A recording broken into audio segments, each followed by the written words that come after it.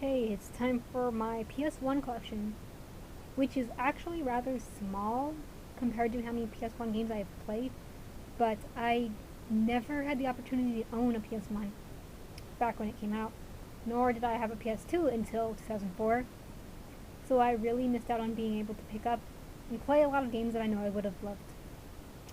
So, I mean, it's only been since recently enough that I've been able to go back and try to get games I had wanted. So that's rather the big reason why my collection is lacking. But you know, it's the best you can do. This is all I can do is just go back and try to get games. First up, Alone in the Dark, the new Nightmare, and Alone in the Dark series, when it started on PC or just computers in general, was pretty interesting. Attempt at something new, which was, you know, sort of haunted mansion exploration type game. Okay, it's not the first game that did that, but was one of the founders of that sort of style. Now this one isn't that amazing of a game, but you know, Alone in the Dark, it's not that new Alone in the Dark series sort of killed it for me. But that's what it is. BrainDead 13. And, my copy of this is actually screwed up right now, so I can't play it. Like, you know, it's all scratched up and stuff at the bottom. But, I just need to buy one of those, things that cleans, or buffers, or buffs the discs and fix that up. Hopefully it is not deep enough cut that I can't fix. Bushido Blade, one of my favorite PS1 games, and just an amazing, amazing game in general.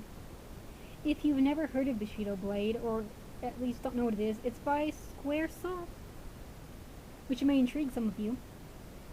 And it is a samurai fighting game type thing.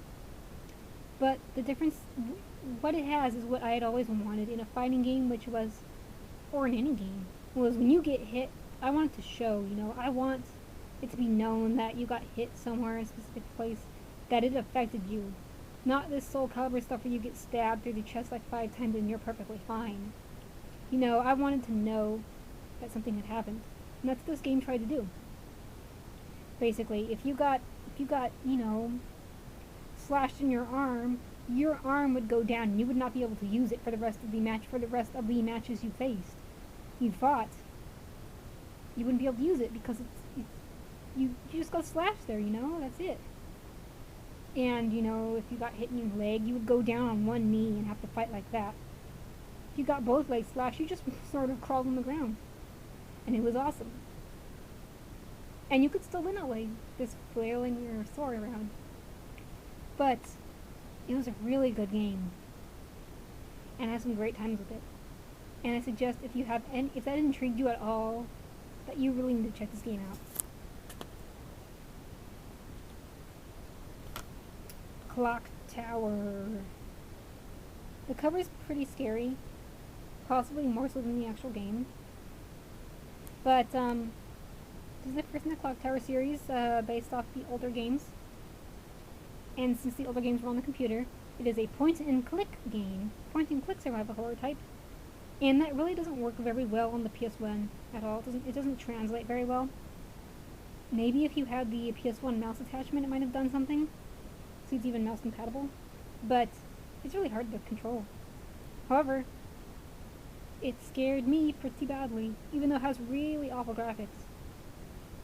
It's terrifying to have to run slowly away from Scissorman. And it's sort of a silly game at times, but it is a worthy collection piece for survival horror fans. I unfortunately don't have Clock Tower 2 at the moment. Dance Dance Revolution. If you watch my PS2 videos, you know I'm a big DDR fan / collector, so that's why I need to have these. This is the first one released for the PS1 console, and it's perfectly fine. It's not the best, but it is DDR, and it was an interesting first little peek into what the series was for those people who weren't going to the arcades and seeing what you've seen there. Dance Dance Revolution Disney Mix. This game is for some reason extremely expensive. I guess because nobody has it, because no one wants it. Or wanted it back then. Anyway, it's basically DDR with Disney songs and Disney characters. There's Mickey Mouse DJing or something. It's really not all that good of a game, honestly. It's not worth the however much money it costs on eBay. It probably costs less now because they made a plug-and-play version. But it's a strange collector's piece. Also, if it came with a dance pad, a special dance pad. If I could find that dance pad, I'd be really happy. But I've never seen it online for sale.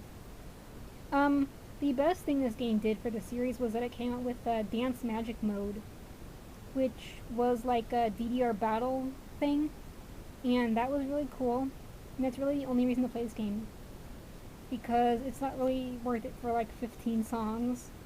Also, it's really easy to get the AAA rating, which obviously if you play DDR, you know it's not easy to get that, but I mean basically you play any song, you'll get the AAA, or an A in general at all, anywhere in between. And it's kind of annoying for me. Dance Dance Revolution and Konamix, such as Konami Mix. This is my favorite version for PS1, and one of my favorites in general. It had a good selection of songs, more so than the original DDR. And it was a good game. I really don't have anything special to say about it, aside from it's more DDR, it's more of the same. But it's rather enjoyable. If you want to play DDR, this was a good way to play it when you weren't at the arcades. Dino Crisis. Yet another one of those survival horror types. Bonus includes Resident Evil 3 Nemesis. I wonder if it does, because I don't remember when I got this. But it's basically, obviously it has dinosaurs, and I like dinosaurs. I can't pull this open. Oh well, I assume it's there. Anyway, yeah, I like dinosaurs a lot. I like Jurassic Park. This is kind of like Jurassic Park in a very slight way, which is neat. So, you know, there were a lot of good survival horror games that came out on PS1. So I'm glad I have this, especially in its case. Fear Effect. This game had a lot of discs, at least a fair amount. And, I really don't like it. I wanted to like it, but I just have trouble playing it. It's kind of difficult to control. But I wanted to like it, so I hope that says something. And there's like 4 discs in there. But it was cel-shaded and interesting, but I didn't like it, so I couldn't really beat it. Yet I have Fear Effect 2 Retro Helix, which I also wanted to enjoy. Has a little bit, maybe more discs even. But, you know, I really didn't like it, unfortunately. Maybe I'll try to play it again sometime and just sort of deal with it. Deal with a little bit of awkward controls and stuff, but at this point I'm not going to.